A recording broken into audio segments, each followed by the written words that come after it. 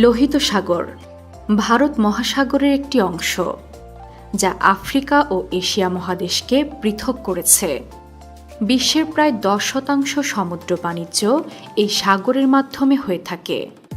প্রায় 4500 বছর আগে থেকে মিশরীয়রা এই সাগরকে বাণিজ্য পথ হিসেবে ব্যবহার করত। বিশাল এক অঞ্চল জুড়ে বৈচিত্র্যময় কোরাল রিফের অবস্থানের কারণে এটি পৃথিবীর অন্যতম সুন্দর জলাধার। আজকে আমরা লোহিত সাগর সম্পর্কে নানা জানা অজানা তথ্যই জানব।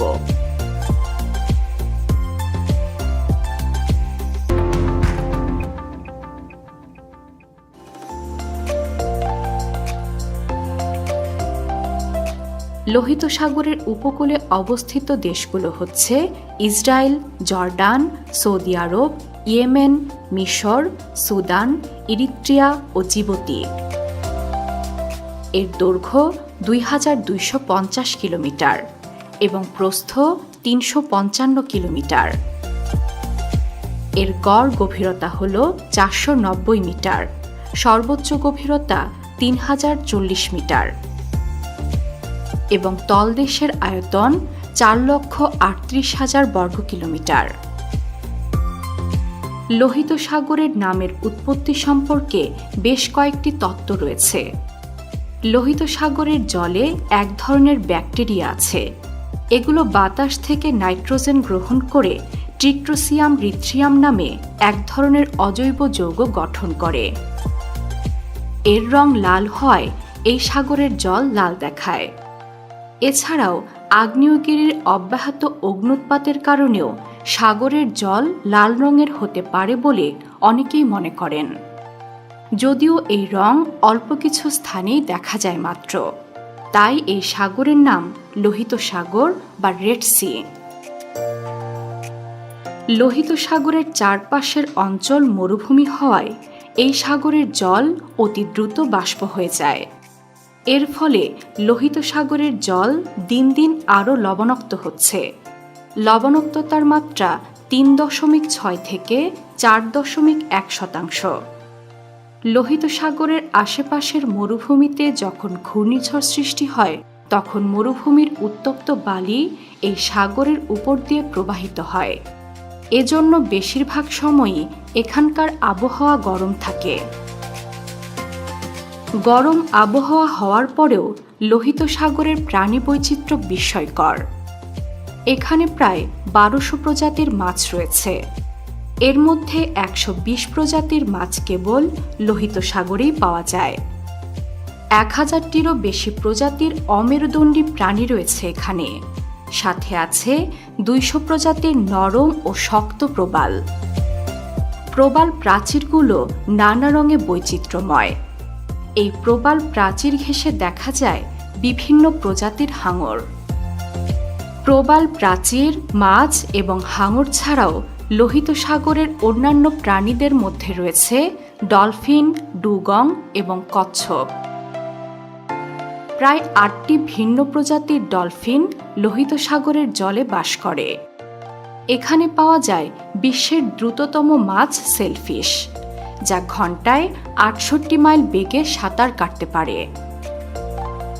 এই সাগরে অনেকগুলো সুপ্ত আগ্নেয়গিরি রয়েছে, যদিও মাঝে মধ্যেই তার বিস্ফোরণ ঘটে। যুগে যুগে এসব আগ্নেয়গিরির বিস্ফোরণের সৃষ্টি হয়েছে অনেক দ্বীপ। তাই এই সাগরে হাজার হাজার আগ্নেয় দ্বীপ ছড়িয়ে ছিটিয়ে রয়েছে।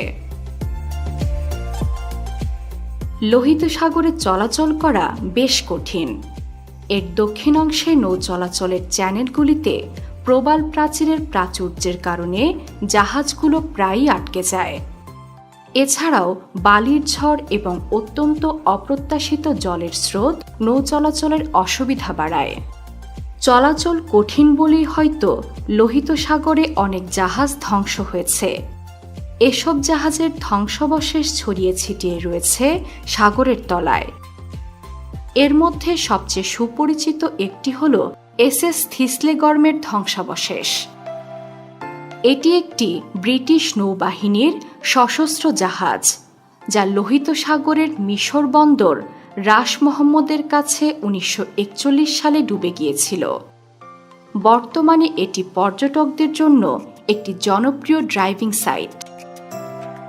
মৎস্য ও প্রবাল প্রাচীরের উপর নির্ভর করে লোহিত সাগরকে ঘিরে গড়ে উঠেছে পর্যটন শিল্প। মিশর জুড়ে থাকা লোহিত সাগরের উপকূলরেখায় গড়ে উঠেছে বিনোদন কেন্দ্র। এখানে পর্যটকরা ড্রাইভিং, স্কর্কেলিং এবং সাঁতার কাটতে পছন্দ করেন, কারণ এখানের জল স্বচ্ছ ও উষ্ণ।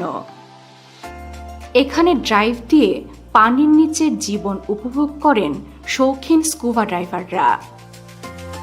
অনেক লোক বিশ্বাস করে যে লোহিত সাগরের লবণ এবং সৈকতের বালির বেশ কয়েকটি আশ্চর্যজনক স্বাস্থ্য উপকারিতা রয়েছে। গবেষণায় দেখা গেছে যে লোহিত সাগরের বালি বাতের ব্যথা নিরাময়ে সাহায্য করে।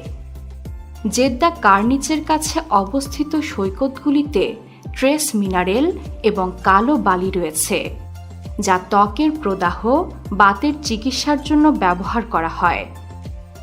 সন্ধ্যা ও ভোরে বালিতে মাথা বাঁধে শরীরের বাকি অংশ পুঁতে রেখে রোগীরা বালি চিকিৎসা নিয়ে থাকেন।